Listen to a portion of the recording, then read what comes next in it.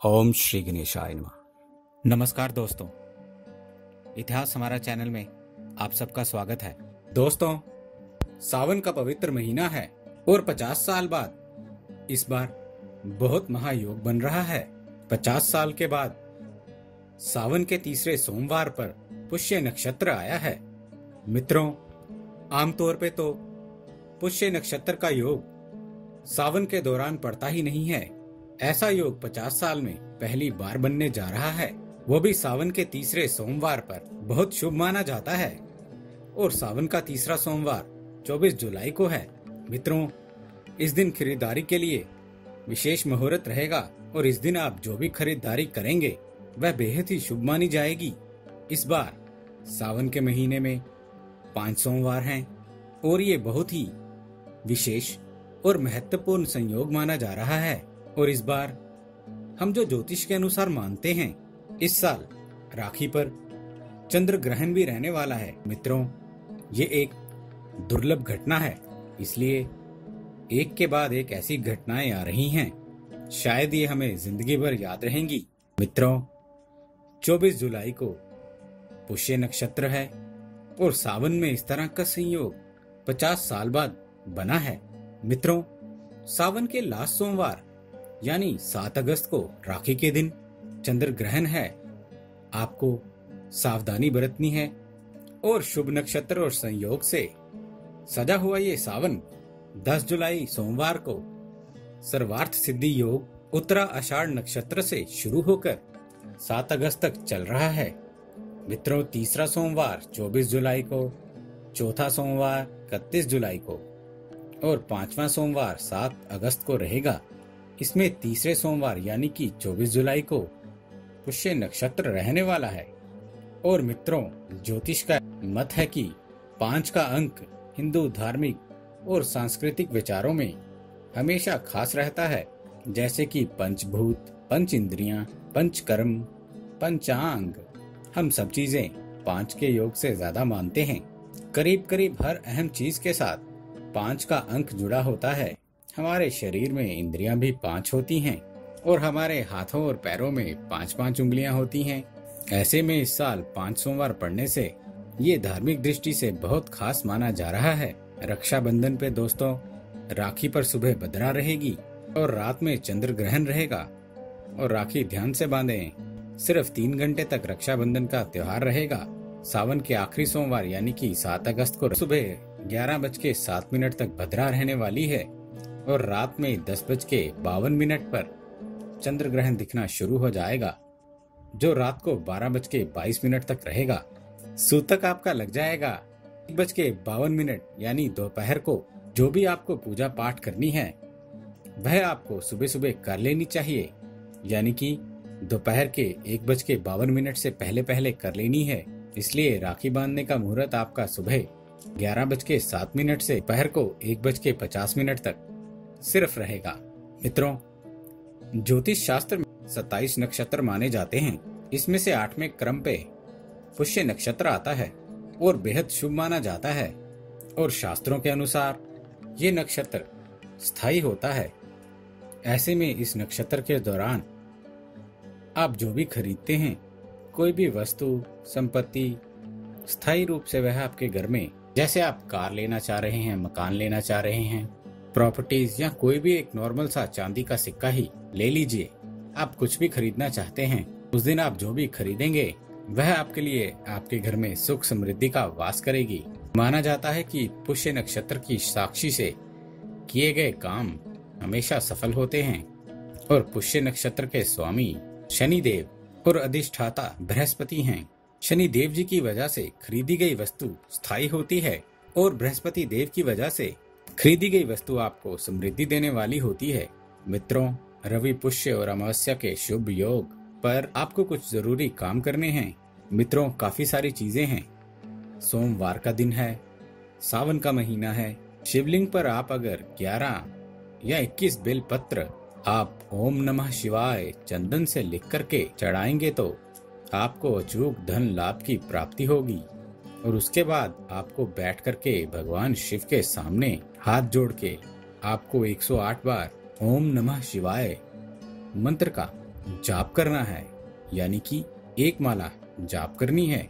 मित्रों, ज्योतिष शास्त्र के अनुसार ये 27 नक्षत्रों में सबसे महत्वपूर्ण योग है और रविवार की सुबह यानी कि कल से 9 बजे ये शुरू हो जाएगा और सोमवार की सुबह तक रहने वाला है, सुबह 7 बजे तक। और जो भी आप कर्म करेंगे इस विशेष योग में, आपकी हर मनोकामना जरूर पूर्ण होगी। मित्रों, हरियाली अमावस्या का भी संयोग है। इतने सारे संयोग हैं एक साथ। कल का दिन आपके लिए बहुत ही महत्वपूर्ण विशेष दिन है। मित्रों, कल जो भी आप काम करेंगे आपके लिए बहुत ही शुभ यानी कि लकी सिद्ध होने वाला है। मित्रों, अगर आप चाहें तो कल आप एक विशेष उपाय कर सकते हैं संडे को, और प्रायः सब घरों में होंगे, और शाम के समय या रात के समय जब भी आपको वक्त मिले, चाहे तो आप इसे रात में 10 बजे के बाद भी कर सकते हैं। पर लक्ष्मी पूजन आप कल थोड़ा सा जरूर कीजिए, ज्यादा नहीं। अगर आपके घर पे श्री यंत्र है तो उसको सुबह सुबह दूध से स्नान करा करके थोड़े से कच्चे दूध जल से शाम को कीजिए या रात को कीजिए। एक दिया लक्ष्मी माता के नाम का आपको जरूर जलाना है। और साथ ही साथ ओम महालक्ष्मी नमः, बहुत सरल सा मंत्र है मित्रों ये। आप चाहें तो कोई दूसरा लक्ष्मी मंत्र भी जो आपको आता हो वह भी कर सकते हैं। अगर कुछ भी बोल ना पाए तो एक सिंपल सी माला पे लक्ष्मी माता की जय बोलकर ऐसा एक माला जाप कर लें। मित्रों, पुष्य नक्षत्र में लक्ष्मी माता की पूजा करने से अचूक लाभ होता है, इसलिए इस दिन आप चाहें तो लक्ष्मी यंत्र भी घर ला सकते हैं। अगर आप खरीदारी करना चाहते हैं तो लक्ष्मी यंत्र लाएं, घर पे श्री यंत्र लाएं, और आप खुद देखेंगे कि आपके घर पे कैसे धन संपत्ति का वास होता है। मित्रों, इस लक्ष्मी यंत्र की स्थापना आप अपने पूजा स्थल पर या तिजोरी पर करें। मित्रों, इस बात का विशेष ध्यान रखें कि जब भी आप श्री यंत्र स्थापित करेंगे, एक लाल रंग का या पीले रंग का रेशमी वस्त्र नीचे जरूर रख लें। मित्रों, अगर आप चाहें तो इस दिन माता लक्ष्मी के मंदिर में जाकर के कमल गट्टों की माला अर्पित कर सकते हैं। नहीं तो अपने घर पे आप कमल गट्टे की माला खरीद कर लाएं, इसका पूजन करें और इसे हर वक्त अपने घर के मंदिर में सामने में रखें। और रोज इससे हो सके तो एक मंत्र की माला का जाप करें, ओम महालक्ष्मी नमः। कोई भी मंत्र जो आपको आता हो, और जो लोग अच्छे से संस्कृत जानते हैं और मंत्र करना चाहते हैं वह कर सकते हैं। ओम श्रीं ह्रीं श्रीं कमले कमलाले प्रसिद्ध प्रसिद्ध श्रीं ह्रीं श्रीं ओम महालक्ष्मी नमः। मित्रों, कमलगट्टे की माला माता को बहुत प्रिय है। अगर आपको कमलगट्टे की माला नहीं मिलती है तो या किसी भी पूजा की दुकान से कमलगट्टे के बीज आप ले सकते हैं, और माता लक्ष्मी की इन कमलगट्टों के बीज से भी पूजन करने से बहुत ही शुभ रहता है। इसलिए कल के दिन अगर आप माता लक्ष्मी की फोटो के सामने कमलगट्टे अर्पण करेंगे, यानी कि कमलगट्टे के बीज अर्पण करेंगे, तो आपके लिए लाभदायक होने वाला है। अगर कमलगट्टा नहीं मिल रहा है तो आप चाहें तो रुद्राक्ष अर्पण करें भगवान शिव को। रुद्राक्ष की माला आप अपने घर पे लेके आएं। कल पुष्य नक्षत्र में वह भी आपके लिए बहुत ही लाभकारी होने वाला है। मित्रों, काले तिल तो इस सावन में, जैसे कि हमने आपको पहले भी बताया है, वह चढ़ाना ही चढ़ाना है। काले तिल हमारे पापों का नाश करते हैं। जब हम चाहते हैं कि हम जिंदगी में आगे बढ़ें, ऐसे में हम पिछले कई बार बहुत चेष्टा करने के बाद भी जाने अनजाने हमारे किए गए जो पाप होते हैं, हो सकता है वह पिछले जन्म के या हो सकता है इस जन्म में, वह हमारा पीछा नहीं छोड़ते, हमें आगे बढ़ने नहीं देते हैं। इस सावन के महीने में बस यही काम करना है, रोज काले तिल भगवान शिव को चढ़ाने हैं, ताकि हमारे पिछले पाप नष्ट होकर के एक सुखी संपन्न जीवन हमें आगे मिले। इसलिए दोस्तों, रवि पुष्य नक्षत्र के योग में बहुत ही शुभ योग है। काले तिल डाल करके आप शिवलिंग पर चढ़ाएं। इससे आपके जो पितृ दोष होते हैं वह भी समाप्त हो जाते हैं और पितरों की आत्मा को शांति मिलती है। सारे तरह के आपके पिछले पाप नष्ट होते हैं। मित्रों, रविवार है और रवि पुष्य योग्य है, ऐसे में चांदी का खरीदना बहुत ही शुभ माना जाता है। मित्रों, यदि आपकी पॉकेट अलाउ करती है तो आप एक चांदी का सिक्का जरूर खरीदें। मित्रों, जिन लोगों को बुध ग्रह के दोष हैं या किसी भी प्रकार के धन संबंधी प्रॉब्लम्स हो रहे हैं, भाग्य साथ नहीं दे रहा है, उन सभी को कल की तिथि में एक चांदी का सिक्का या कोई भी चांदी का छोटा सा टुकड़ा ही खरीदना चाहिए।